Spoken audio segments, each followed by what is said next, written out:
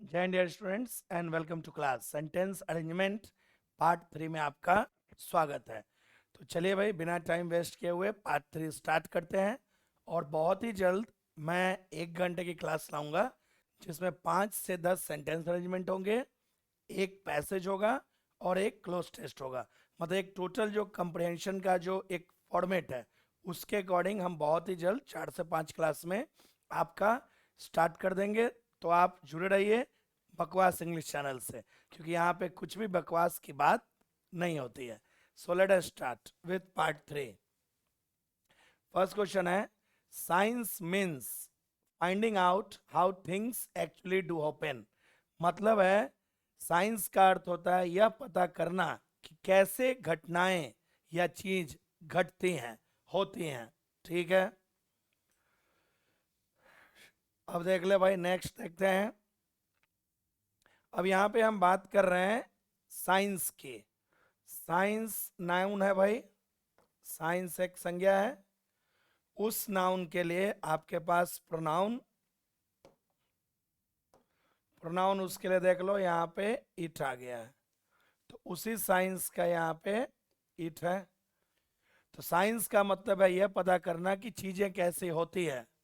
इसका मतलब ये नहीं होता है कि हम वैसे सिद्धांतों को बनाएंगे, laying down as to how they ought to open. Lay down मतलब बनाना, मेक, बनाना। तो इसका मतलब ये नहीं होता है कि हम उन सिद्धांतों को बनाएंगे जैसे चीजें होनी चाहिए, नहीं। साइंस का मतलब होता है पता करना कि कैसे हो रही है। इसका मतलब ये नहीं है कि हम उन चीजों सिद्धांतों को बना दें कि चीजें ऐसे ही होनी चाहिए, नहीं। जो हो रही है उससे पता लगाना। तो इट का प्रयोग साइंस के लिए हो गया। फिर S the most famous example of this concern मतलब जैसा कि होता है उसे पता लगाना, ना कि अपने तरफ से बना देना नियम। तो जो सबसे जो फेमस उदाहरण है इस चीज का वो है गैलीलियो का जो डिस्कवरी है। गैलीलियो ने जो खोज की थी फॉलिंग बॉडीज के बारे में, वो तो गुरुत्वाकर्षण से संबंधित जो कुछ रहा होगा या नहीं, मतलब उसने जो आकाश से चीजों को गिरते हुए, किस चीज से गिरते हुए जो उसने देखा होगा। फिर भी he showed that a light object. अब देखो यहाँ पे गैलीलियो है, गैलीलियो एक व्यक्ति का नाम है और उसी के लिए वहां पे उन्होंने ही का प्रयोग किया है। तो इसी गैलीलियो के लिए यहाँ पे प्रोनाउन ही आया है। ही शोड दैट उसने दिखाया, प्रदर्शित किया था कि एक जो हल्का जो वस्तु है, चीज जो है, अगर वो जमीन पे गिरती है उसी दर पे गिरती है जितना कि एक भारी चीज जमीन पे गिरता है। फिर आर, इससे अधिकतर जो विद्वान लोग थे उस समय के, उसके इस थ्योरी से, इस कंसेप्ट से सहमत नहीं थे। ठीक है भाई, सहमत नहीं थे, लेकिन गैलीलियो ने इस बात को प्रूफ कर दिया था अपने एक एक्सपेरिमेंट से, जब उसने वस्तुओं को, भार वाले चीजों को, लीनिंग पीस और टावर ऑफ पीसा, पीसा की जो मीनार जो झुकी हुई है वहां से उसने दो वस्तुओं को गिराया था, एक हल्का और एक भारी को, और तब जाके उसने जो उसका जो सिद्धांत था उसे उसने प्रूफ कर दिया था। तो डायरेक्ट तो आपको दिख रहा है कि आंसर बी बैठ रहा है। पहला, साइंस का अर्थ ये पता लगाना है कि कैसे होता है, ना कि वो सिद्धांत बनाना जैसे चीजें होनी चाहिए। और इस चीज के लिए सबसे मुख्य उदाहरण जो दिया था गैलीलियो ने दिया। उसने कहा कि दो चीजें, हल्का और भारी चीजों को जब गिराया जाएगा तो दोनों एक ही दर पे नीचे गिरेगी। इससे विश्व के जो उस समय के जो विद्वान लोग थे, लर्नेड मैन मतलब विद्वान लोग, वो असहमत थे। तो उसने इसको प्रूफ कर दिया था पीसा की मीनार से दो चीजों को गिराकर। तो ये तो बहुत ही बेसिक क्वेश्चन हो गया, आंसर आपका बी है। Next question, when you meet someone and discover areas of common interest. जब आप किसी से मिलते हो और यह देखते हो कि दोनों का इंटरेस्ट जो है मतलब कॉमन है, एक जैसे इंटरेस्ट है और एक ही जैसा अनुभव है, तो आप अपने लिए एक मतलब जो है मूल चीज बनाते हो ताकि आपका संबंध और ज्यादा गहरा हो सके। बिल्डिंग ब्लॉक मतलब एक सिद्धांत या किसी भी चीज का मुख्य पार्ट, उसे वो बनाते हो ताकि आपका जो रिलेशन है वो और गहरा हो सके।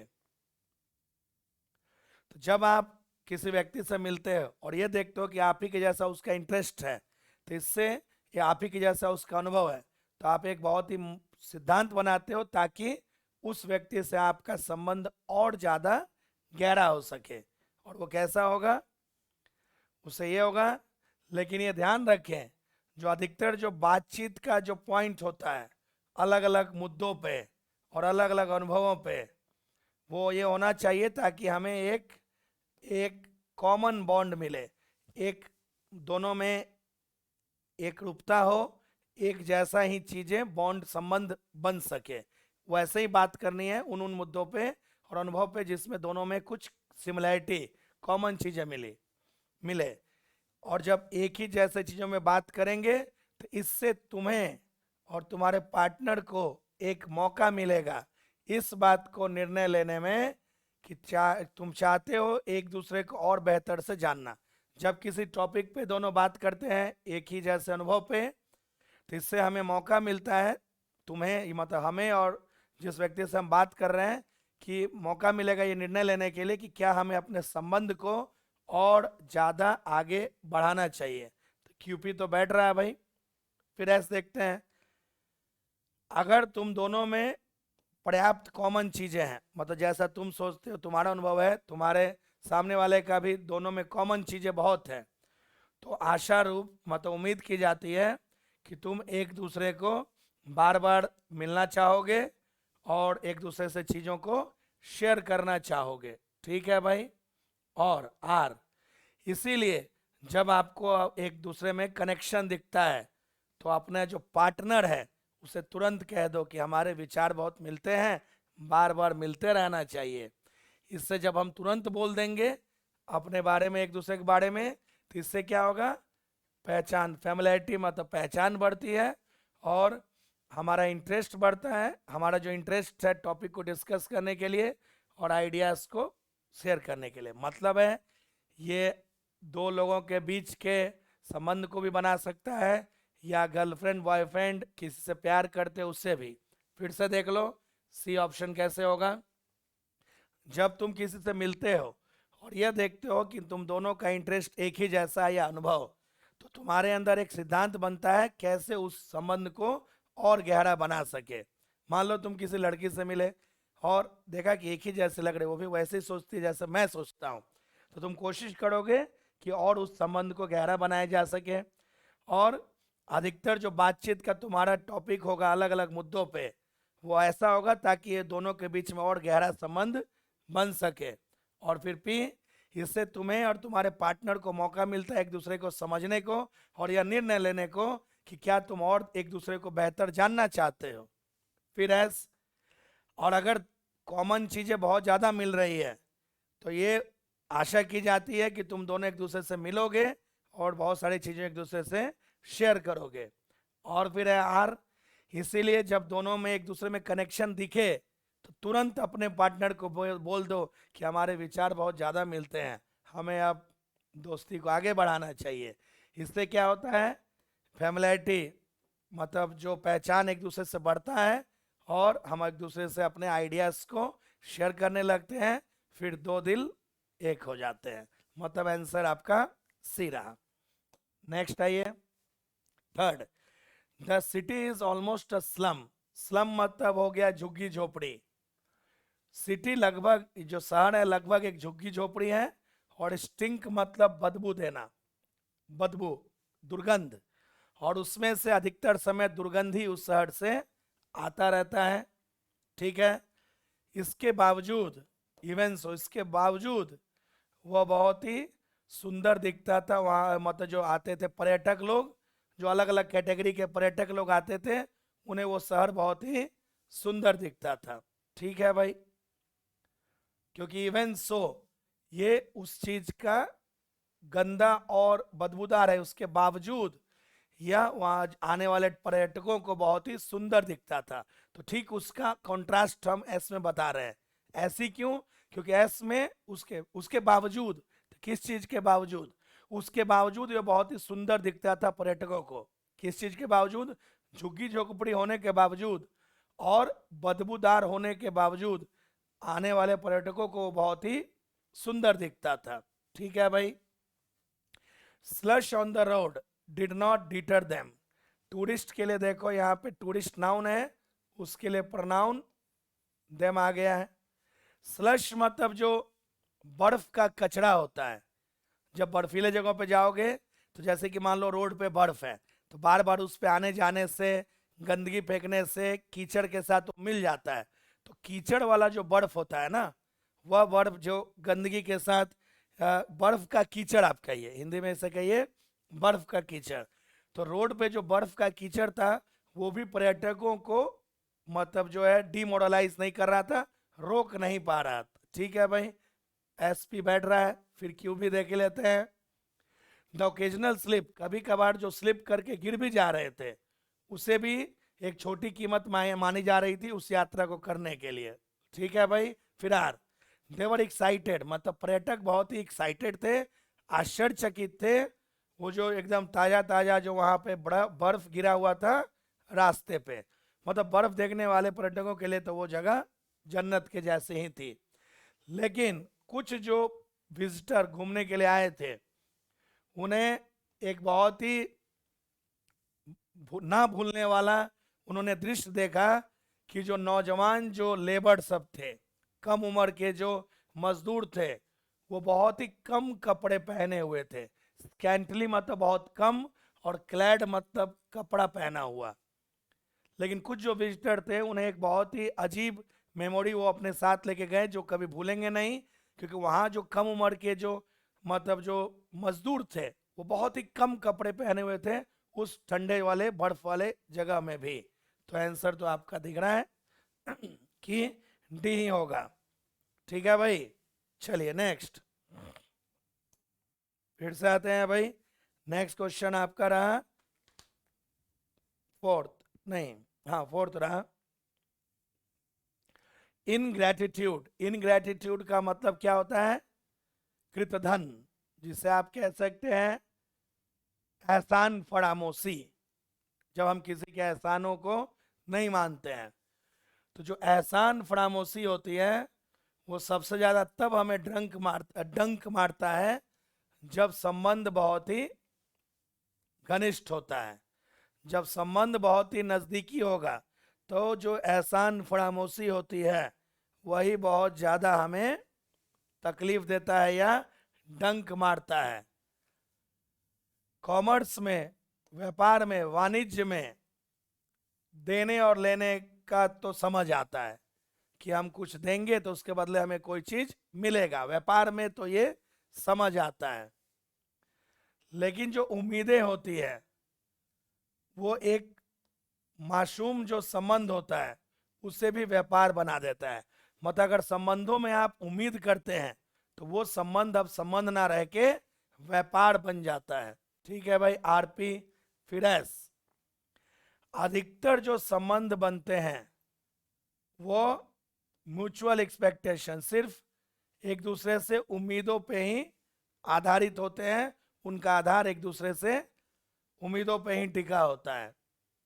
और जो मानव का जो संबंध होते हैं उसमें मिलावट आ जाती है, वो मक्कारी वाला वाणिज्य। स्लाई मतलब धोखाधड़ी, धूर्तता, मक्कारी। तो मानव संबंधों में जो बिजनेस की जो धूर्तता और मक्कारी है वो मिल जाता है। क्योंकि अगर आप सिर्फ उम्मीदों के कारण एक दूसरे से संबंध बनाते हैं तो उस संबंधों में मक्कारी और धूर्तता और चालाकी बिजनेस वाला फैल जाएगा। इसीलिए जो एक गर्मजोशी के साथ और जो अच्छा मानव संबंध होता है वो उसमें उम्मीदों को खत्म कर देना चाहिए। वीड आउट मतलब खत्म कर देना, डिस्ट्रॉय, रिमूव। इसलिए एक अच्छे गर्मजोशी वाला जो संबंध है या जो मतलब जो आपका जो रिलेशन है मानव संबंध, उसमें उम्मीदों को खत्म कर दीजिए। क्योंकि उम्मीद अगर है तो वो संबंध ना होके बिजनेस बन गया, व्यापार बन गया, जिसमें कुछ गिव और टेक की बात होगी। तो आंसर सी है। फिर से देखो, एहसान फरामोशी तब हमें सबसे ज्यादा तकलीफ देता है, डंक मारता है, जब संबंध बहुत ही नजदीकी होता है। वाणिज्य में, व्यापार में लेन देन चलता है। ठीक है। उम्मीद जो है एक मासूम संबंध को भी व्यापार बना देता है। अगर संबंध में, रिलेशनशिप में उम्मीद जग गई तो वो रिलेशन ना होके व्यापार बन जाता है। और अधिकतर जो संबंध होते हैं वो एक दूसरे से उम्मीद पे ही उनका निर्माण होता है, इसलिए वो संबंध ना बन के व्यापार बन गए हैं। और मानव के संबंध में मिलावट आ जाती है, एडल्ट्रेटेड मतलब मिलावट। और किससे? उस मक्कारी वाले बिजनेस से। सिलाई मतलब धोखाधड़ी, धूर्तता। तो अगर मानव संबंध में उम्मीदों को जोड़ दोगे, एक्सपेक्टेशन को, तो वो संबंध ना रह के बिजनेस वाली उसके अंदर मक्कारी आ जाएगी। इसलिए अगर आपको एक गर्मजोशी से और अच्छा संबंध चाहिए तो उसमें से आपको उम्मीद को जड़ से खत्म करना होगा। चलिए नेक्स्ट, 5th नंबर क्वेश्चन भाई। अच्छा, रविन्द्रनाथ टैगोर की बात हो रही है।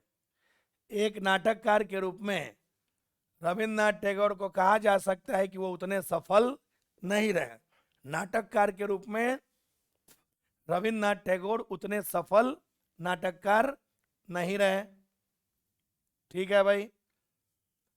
तो रविन्द्रनाथ टैगोर के ड्रामा की बात कर रहे हैं तो उन्हीं रविन्द्रनाथ टैगोर के लिए हिज आया।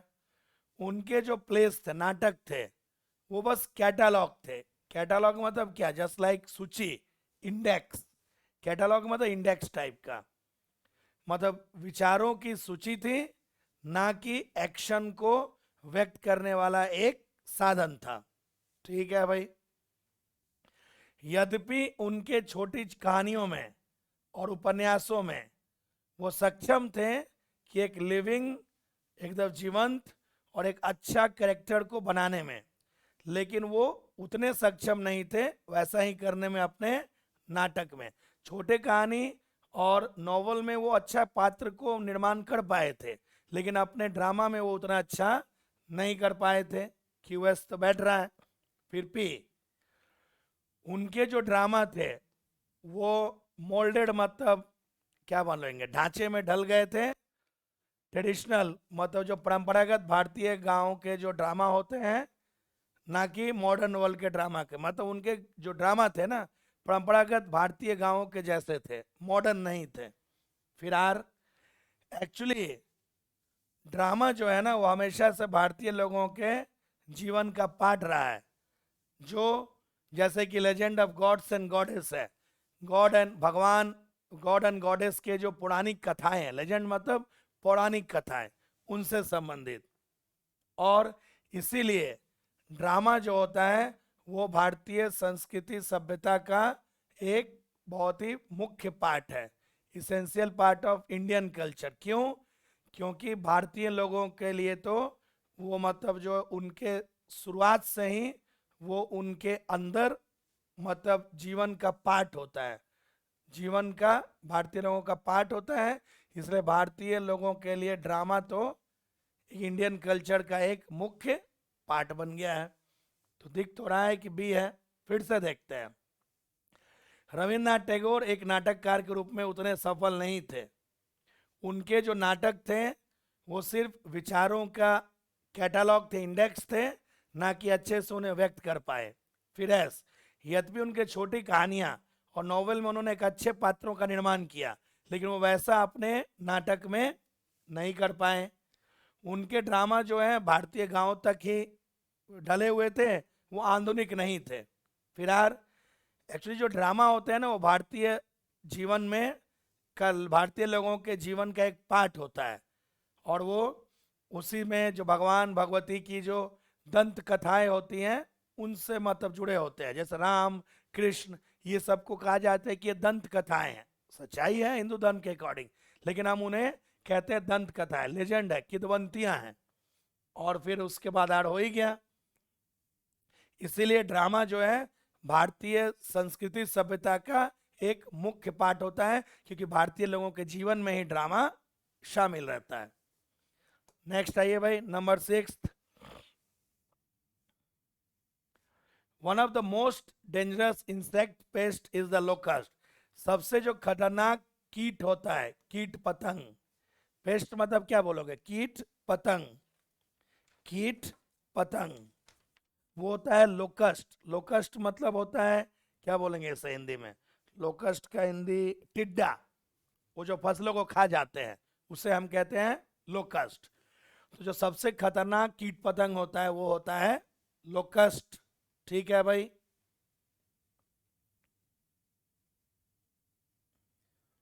तो ये तो हो सकता है, अब देखते हैं। लोकस्ट होता है कीट पतंग सबसे खतरनाक। अभी से 30 साल पहले तक किसी को भी नहीं पता था कि लोकस्ट कहां से आए थे और क्यों वो अलग अलग देशों में उन्होंने हमला किया। अभी से 30 साल पहले तक किसी को नहीं पता था कि लोकस्ट आए कहां से और क्यों उन्होंने अलग अलग देशों में हमला किया था। तो क्यू से तो शुरुआत हो सकती है भाई। क्यू तो यही दोनों में दिख रहा है, सी और डी में। दोनों में एस है तो एस होगा ही। अभी से 30 साल पहले तक किसी को नहीं पता था कि वो कहां से आए थे, लेकिन उसे खोजा गया, खोज लिया गया था, डिस्कवर किया गया था कि टिड्डों के जीवन में दो स्टेज होते हैं। दो स्टेज होते हैं। कौन कौन सा स्टेज होता है भाई? पहला, दो में फर्स्ट, तो ये दिख रहा है। शुरुआती स्टेज में तो वो नॉर्मल टिड्डों के जैसे दिखते हैं, जो नुकसान नहीं पहुंचाते और उड़ने में ज़्यादा सक्षम नहीं होते। लेकिन उसके बाद उनकी बनावट, वेशभूषा बदल जाती है और उनके पंख डेवलप हो जाते हैं जो उन्हें सक्षम होते हैं कि वो दूर तक उड़ सके। और इस तरह से वो बहुत बड़ी संख्या में इकट्ठा हो जाते हैं, जमीन से ऊपर उठ जाते हैं और अपने पंखों के सहारे उड़ के चले जाते हैं और फिर जाके एक साथ वो खेतों में फसलों को हमला करके पूरे के पूरे खेत के फसलों को नष्ट कर देते हैं, खा जाते हैं और इससे किसानों को बहुत ज़्यादा नुकसान होता है। फिर से देखो, सबसे खतरनाक कीट होता है लोकस्ट, टिड्डा। आज से 30 साल पहले किसी को पता भी नहीं था कि वो कैसे आए, कहां से आए, क्यों हमला किया। लेकिन उसके बाद उनकी खोज की गई थी कि उनके टिड्डों के जीवन के दो स्टेज होते हैं, फेज होते हैं। पहला, वो सामान्य टिड्डों के जैसे दिखते हैं जो उड़ नहीं सकते हैं ज़्यादा, लेकिन उसके बाद वो धीरे धीरे डेवलप करते हैं, उनके पंख विकसित हो जाते हैं और वो दूर तक उड़ने की क्षमता आ जाती है। ठीक है भाई। क्यू एस ठीक हो गया, फिर पी भी बैठ गया और फिर आर भी बैठ गया। और उसके बाद वो बहुत सारी संख्या में इकट्ठा होते हैं और दूर दूर उड़ के जाते हैं और पूरे के पूरे मतलब जिले के खेतों को, राज्य के, देश के, मतलब जो किस एग्रीकल्चर को नष्ट कर देते हैं। तो आंसर सी दिख रहा है भाई।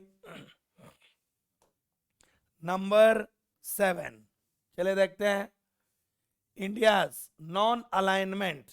नॉन अलाइनमेंट मतलब हो गया गुट निरपेक्ष। गुट निरपेक्ष। गुट निरपेक्ष मतलब होता है जब हम किसी के साथ नहीं है, क्योंकि दुनिया में पहले दो गुट थे, अभी भी दो गुट ही है, एक अमेरिका और उसके साथी, और एक यूएसएसआर जो पहले था, अब रसिया, चाइना, ये सब एक साथ हैं। तो भारत जो है शुरू से ही नॉन अलाइनमेंट का ही पार्ट रहा है, मतलब शुरू से ही गुट निरपेक्ष रहा, मतलब किसी के गुट में नहीं रहा। तो भारत की जो गुट निरपेक्षता होती है वो नकारात्मक तटस्थता नहीं है, वो नेगेटिविटी नहीं है। तो क्या है भाई भाई, बल्कि नेगेटिव नहीं है, तो उसी का कॉन्ट्रास्ट आ गया इंस्टीड, बल्कि यह एक बहुत ही सकारात्मक, उपयोगी न्यूट्रलिटी है। मतलब भारत जो न्यूट्रल रहता है, कोई भी गुट में नहीं जाता, वो नकारात्मक नहीं है, बल्कि इसके बदले वह एक पॉजिटिव न्यूट्रलिटी है, मतलब सबसे दोस्ती बना के रखना। ठीक है भाई। दूसरे शब्दों में कह सकते हैं, यह जो अलूफनेस मतलब क्या, अलग थलग जो रहते हैं, अलग रहते हैं, या जो उदासीनता है दूसरे देशों के प्रति, वह उदासीनता नहीं है, अलग थलग नहीं रहते हैं, बल्कि उसके विपरीत, उसके विपरीत भारत बहुत ही इंटरेस्ट लेता है अंतर्राष्ट्रीय जो चीजें हो रही है उसमें, और भारत चाहता है कि सभी देशों के साथ उसके अच्छे संबंध रहें और वो किसी भी देश के प्रति आक्रामक ना रहे। और उसकी जो यह पॉलिसी, कौन सी पॉलिसी, सबसे अच्छा रिलेशन रहे, किसी से मतलब जो है खतरा ना रखे, किसी को डराए धमकाए नहीं, उसकी यह जो पॉलिसी है उसे स्वीकार किया गया है। भले ही जो बड़े बड़े शक्तियां हैं, महाशक्तियां हैं, वो इसकी तारीफ नहीं करते, लेकिन भारत का ये जो न्यूट्रलिटी है, मतलब नॉन अलाइनमेंट, गुट निरपेक्षता है, उससे बड़े बड़े देश, मतलब विश्व के देश स्वीकार करते हैं, स्वीकार करते हैं। भले ही वो महाशक्तियां जो उसे स्वीकार नहीं करती, लेकिन लोग, आम जो देश है, वो उसे स्वीकार करते हैं। क्योंकि पहले से ही भारत कहा कि ना तो हम यूएसएसआर के साथ हैं, ना तो हम अमेरिका के साथ हैं, हम तो भाई निरपेक्ष हैं, हम सही को सही, गलत को गलत कहेंगे। तो वो नकारात्मकता नहीं थी, बल्कि इसके फायदे ही थे। तो वही बता रहा है, तो आंसर बी हो गया। Next, there is no transportation system in any city. किसी भी शहर में यातायात का जो सिस्टम है वो बेहतर नहीं हो सकता है, सक्षम, जितना कि हमारे बॉडी के अंदर सर्कुलेशन, बॉडी के अंदर का जो सर्कुलेशन होता है उससे बेहतर कोई भी शहर का यातायात व्यवस्था नहीं है। ठीक है, यदि आप कल्पना करो दो पाइप के सिस्टम है, एक बड़ा है और एक छोटा है, जो एक सेंट्रल पंपिंग स्टेशन में मिलते हैं, जैसे कि हार्ट के अंदर है, सारे नसें एक जगह मिलती हैं, तो आपको शरीर के अंदर का जो सर्कुलेशन का सिस्टम है उसके बारे में समझ जाओगे। उसमें से जो छोटा पाइप से है, छोटा सिस्टम जो है पाइप का, वह हृदय से लेकर लंग्स, फेफड़ों तक जाता है और फिर रिटर्न आता है, फिर पी। और जो बड़ा वाला है, तो देखो पाइप्स के लिए वहां पे वन आ गया, और जो बड़ा वाला है वो हार्ट से शरीर के अन्य भागों तक जाता है फिर, और इन्हीं पाइप्स को कहा जाता है आर्टरीज, वेन्स और कैपिलरीज। अब आर्टरीज का हिंदी क्या होता है भाई? आर्टरीज का हिंदी तो धमनी होता है। आर्टरीज मतलब धमनी, वेन मतलब नस, और कैपिलरीज का हिंदी केशिका। ठीक है भाई, तो ठीक है, कोई भी शहर का यातायात व्यवस्था शरीर के अंदर के जो ब्लड सर्कुलेशन का जो सिस्टम है उससे बेहतर नहीं है। सपोज करो कि दो पाइप के सिस्टम है, एक बड़ा है और एक छोटा है, जो एक जगह जाके मिलते हैं, उसी से आपको सर्कुलेशन सिस्टम के बारे में पता चलेगा। जो छोटा वाला है वो हृदय से लंग्स तक जाता है और रिटर्न आता है, और जो बड़ा वाला है, और जो बड़ा वाला है पी में जो है, वो हार्ट से शरीर के अलग अलग पार्ट्स तक जाता है। और इन्हीं पाइप्स को हम कहते हैं आर्टरीज, धमनी, वेन मतलब नसें, कैपिलरीज मतलब केशिका कहते हैं। और उसमें भी आर्टरीज जो है वो ब्लड वेसल है, मतलब खून को ले जाने वाला यंत्र है, जिससे ब्लड जो है अवे फ्रॉम हार्ट, हार्ट से अलग अलग जगह पे जाता है। तो ये तो साइंस का एक बेसिक क्वेश्चन हो गया जो आप बना सकते हैं। नेक्स्ट, नंबर 9 आते हैं भाई। नंबर 9, इंस्टेंटली, तुरंत ही, जो फुल लोड जो था उसने झटका दिया। गॉडी एक व्यक्ति का नाम है, पर्सन है। तुरंत ही, यंक मतलब झटका, यंक मतलब झटका देना, अचानक जो झटका देते हैं ना उसे यंक कहते हैं। तुरंत ही, अचानक ही वो जो फुल्ली लोडेड जो बैलगाड़ी या जो भी चीज था, उसने गॉडी जो व्यक्ति था उसे झटका दिया ब्रिज के साइड तक, मतलब ब्रिज की बात हो रही है, ब्रिज के साइड में वो जो फुल्ली लोडेड था उसने उसे झटका दिया, उसका जो सामान वामान जो रहा होगा। ठीक है भाई, इसने उसके हाथ के धक्का मारा रेलिंग के सहारे, जिससे क्षण भर के लिए वो बहुत ज्यादा उसे दर्द हुआ और वो हक्का बक्का रह गया, नमनेस मतलब स्तब्ध रह गया, आश्चर्यचकित रह गया, एकदम चुपचाप रह गया। तो 8 से तो शुरू कर सकते हैं। मजे की बात है, आर एक ही में है। जब अचानक झटका लगेगा तो वो उसका हाथ जो है रेलिंग से टकरा जाएगा, जिससे क्षण भर के लिए उसे दर्द भी होगा और वो हक्का बक्का रह गया। ठीक है भाई, पी। लेकिन जो केबल रस्सी का जो भार था ना, खिंचाव, वो बहुत ज्यादा था। ठीक है, फिर क्यों? वह फील द केबल, वो बहुत ही मुश्किल से उस रस्सी को महसूस कर पा रहा था, जो उसके फिंगर से तेजी से निकल के भाग रहे थे। अब इतना भार है कि जो रस्सी पकड़ा वो जल्दी जल्दी उसके फिंगर से निकल रहा था, और उसके ग्लोव्स को लग रहा था कि एकदम फाड़ डालेंगे। और स्ट्रीकिंग ओवर, स्ट्रीक का अर्थ क्या होता है भाई? तेजी से जाना। रेलिंग से वो बहुत तेजी के साथ जा रहा था, ऐसे लग रहा था कि एक सांप जो भागता है ना जमीन पे, वैसे भाग रहा था। ठीक है, क्यों हो गया? फिर एस, उसने उस रस्सी को कैसे भी करके पकड़ा हुआ था, बहुत ही मुश्किल हो रहा था उसे उठाना, लेकिन वह फिर से शुरुआत नहीं करना चाहता था, क्योंकि अगर वो पूरा गिर गया तो फिर से उसे शुरू जीरो से शुरुआत करना पड़ेगा। और जहां उसने रस्सी को पकड़ा था वहां पे उसे sensation, sharp sensation, burning sensation, मतलब हाथों में जलन होने लगी थी, क्योंकि उसके हाथों से होके वो रस्सी कस के नीचे की तरफ सरक रहा था।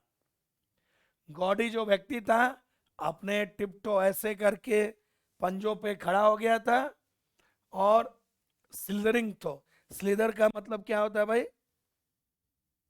हाँ, स्लिदर मतलब फिसलना, फिसलना, वो जो फिसलना, स्लिप करना। तो जो रस्सी जो फिसल रहा था उसे कस के पकड़ा अपने बाएं पैर से, और फिर से उसे झटका दे दिया रेलिंग के तरफ।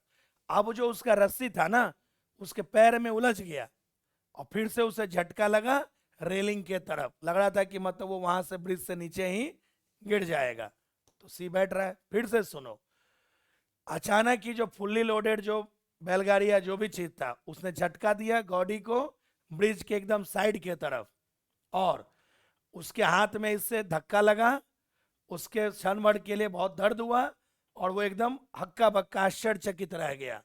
ठीक है, लेकिन वो जो रस्सी का खिंचाव था वो बहुत ज्यादा था। फिर क्यों? वो बहुत मुश्किल से ही रस्सी को महसूस कर पा रहा था, जो उसके अंगुलियों से बहुत जल्दी जल्दी स्लिप करके, क्योंकि गिर रहा था सामान, तो रस्सी जो पकड़ा था वो जल्दी जल्दी उसके हाथ से स्लिप कर रहा था, और वो ऐसा लग रहा था कि वो हाथ को काट डालेगा। फिर ऐस, उसने कैसे भी करके रस्सी को पकड़ा हुआ था, बहुत ही मुश्किल था उसे खींचना। क्यों? क्योंकि वो चाह रहा था कि फिर से उसे जीरो से शुरू ना करना पड़े, सारा सामान ना गिरे। और उसे हाथों में बहुत ही जलन भी होने लगी, क्योंकि रस्सी जब घिसरेगा मान लो, तो अब कस के घिसरेगा तो क्या होगा, हाथों में ऐसा लगेगा कि छिल रहा है, और सेंसेशन होने लगती है। तो ये रस्सी। अब आइए last question of the day, D, number 10। You might say that, तुम कह सकते हो कि पूरे इतिहास में युद्ध ही रहा है, और मानव जाति जो है उन सबों के बावजूद भी बची हुई है। अगर आप देखोगे तो पूरे मानव जाति में हमेशा युद्ध ही हुआ, उनके बावजूद मानव जो है अभी तक, मानव जाति बची हुई है, जिंदा है। और देखो यहाँ पे मैनकाइंड है, ये नाउन है, और उसी मैनकाइंड के लिए देखो इट आया प्रोनाउन। और इस मानव जाति ने तरक्की भी की है और बहुत ही सिविलाइज हो गया है, उन सभी के बावजूद। In spite of them's, words noun है, इसी के लिए देखो प्रोनाउन युद्ध। मतलब युद्ध के बावजूद मानव जाति ने तरक्की की है, और वो बहुत ही सभ्य हो गए उतने युद्धों के बावजूद। तो आर से तो है, डी तो मैं बोल ही रहा था। फिर एस, दिस इज ट्रू, यह सच है, लेकिन दुर्भाग्यवश इस जो विकास के साथ साथ उसने बहुत ज्यादा अपने शक्ति को बढ़ा लिया है, प्रकृति के ऊपर अपने ताकत को बढ़ा लिया है, और उसने सीख लिया है कैसे इस पृथ्वी के ताकत को कंट्रोल करना है और कैसे उन्हें अपने उद्देश्य के लिए यूज करना है। अगर अब उसका उद्देश्य विनाश का रहा तो प्रत्येक जो मानव जाति में जो विकास हो रहा है वो युद्ध का खतरा भी बढ़ा दे रहा है, क्योंकि मानव ने अब सीख लिया है कैसे एक दूसरे को नष्ट कर सकते हैं बड़ी संख्या में, दूर से ही और अलग अलग तरीकों से कैसे मानव एक दूसरे को नष्ट कर सकते हैं। और मानव ने अब ये भी खोज लिया है कि कैसे वो बड़े बड़े ताकतों को, एटम के जो ताकत को उसने समझ लिया है। तो इसलिए इसका आंसर तो भाई डी है। ये थोड़ा मतलब कह सकते हो कि पूरे इतिहास में मानव जाति में युद्ध ही रहा, उसके बावजूद मानव विकास कर रहा है। तो ये रहा भाई आपका। उम्मीद करता हूं कि आपको समझ आया होगा। इसी तरह से मैं जल्द ही मोस्ट प्रोबेबली नेक्स्ट मंडे से आपके लिए मतलब जो है एक ही क्लास के अंदर 5 से 10 PQRS, एक क्लोज टेस्ट, एक पैसेज, मतलब एक कंप्रिहेंशन का टोटल फॉर्मेट के साथ डेली कराना स्टार्ट कर दूं। कहने का अर्थ है कि बकवास इंग्लिश से जुड़े रहो। और प्लीज आप सभी से हम्बल रिक्वेस्ट है कि इसके बारे में अपने दोस्तों में शेयर करिए।